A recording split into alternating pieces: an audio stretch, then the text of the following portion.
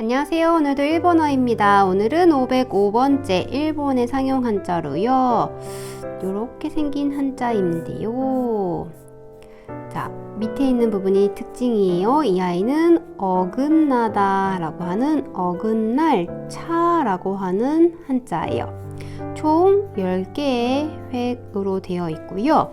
요 밑에 있는 장인 공자가 부수인 아이로 제일 밑으로는 N3에 해당한대요.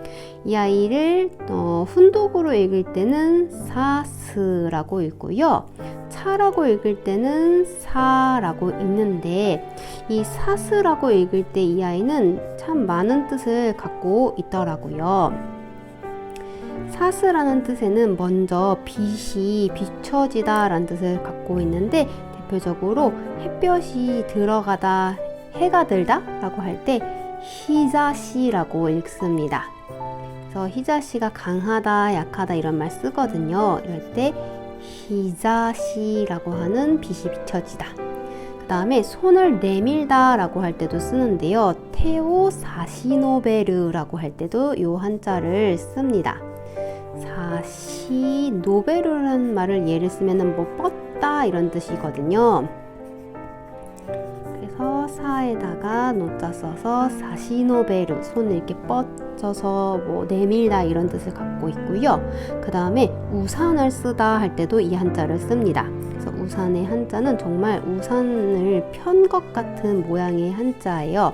이 아이를 카사라고 하는데 카사오, 사스라고 하면은 우산을 쓰다 라고 할 때 쓰는 표현이에요.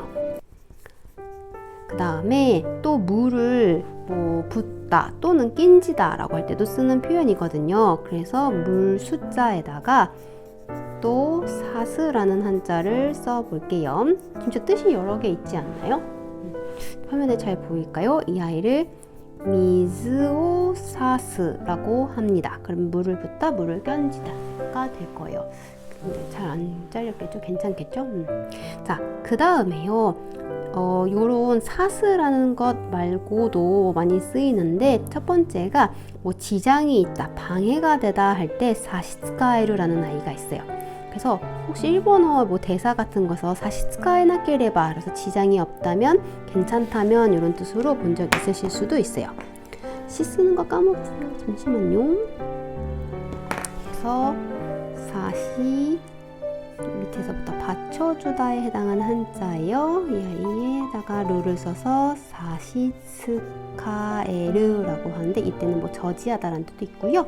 그 다음에 격차 차이라고 할 때도 쓰는 아이인데 격자에다가요 차자를 써주시면은 이 아이를 카쿠사 그 다음에 교차하다 할 때도 쓸 수 있어요. 그래서 교통에 교차 써주시고요. 그 다음에 오늘의 주인공 어긋날 차자 그러면 이렇게 되잖아요. 그래서 이 아이를 거우사라고 하고 마지막으로 차별에도 씁니다. 그래서 어긋날 차자를 써주시고 다르다 별자를 써주시면은 이 아이를 사베츠라고도 읽어요. 오늘 좀 많죠? 자, 먼저 뜻이 많은 아이로 사스. 이 아이가 어떤 뜻으로 쓰느냐? 빛이 비춰지는 히자시. 그 다음에 손을 뻗어서 내미는 사시노베르. 우산을 쓰다의 카사오 사스. 물을 낀지다의 미즈오 사스. 그 다음에 지장이 있고 방해가 되는 사시츠카에르. 격차의 카크사. 교차의 거사. 차별의 사베츠. 이렇게 소개해드렸어요. 여기까지 오늘도 일본어였습니다.